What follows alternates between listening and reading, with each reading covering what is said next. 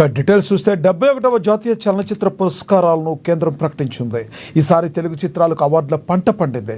ఉత్తమ తెలుగు చిత్రంగా బాలకృష్ణ నటించిన భగవత్ కేసరిని అవార్డు వరించింది.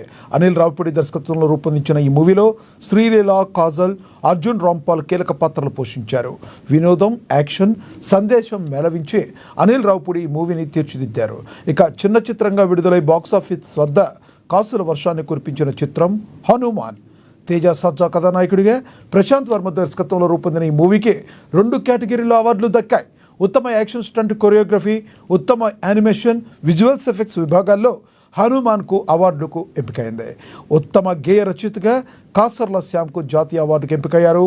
బలగం చిత్రం భీమ్స్ శిశురయో స్వరాలు సమకూర్చగా ఊరు పల్లెటూరు అంటూ అందరి హృదయాలను హత్తుకునేలా సాహిత్యం అందించిన కాసర్ల శ్యామ్కు అవార్డు దక్కింది.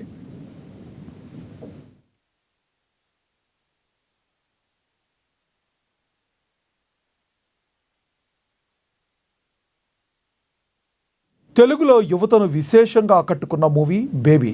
వైష్ణవి చైతన్య, ఆనంద్ దేవరకొండ, విరాజ్ అశ్విన్ కీలక పాత్రలు రూపొందిన రొమాంటిక్ డ్రామా ఇది. ఉత్తమ స్క్రీన్ ప్లేకి గాను దర్శకుడు సాయి రాజేష్ను ఈ జాతీయ అవార్డు వరించింది. అలాగే ఇందులో ప్రేమిస్తున్న పాట పాడిన నేపథ్య గాయకుడు పివిఎన్స్ రోహిత్ కూడా ఉత్తమ గాయకుడిగా ఎంపికయ్యారు. విజయ్ బాల్గనేని సంగీత దర్శకత్వం ఇందులోని పాటలు యూత్ను మెస్మరైజ్ చేశాయి. ఇక గాంధీ తాత చెట్టులో నటనకు గాను ఉత్తమ బాల నటిగా సుకృత వేణి జాతీయ చలనచిత్ర అవార్డుకు ఎంపికయ్యారు. పద్మావతి మల్లాది దర్శకత్వం వహించిన ఈ మూవీని మైత్రి మూవీ మేకర్స్ నిర్మించింది. Which means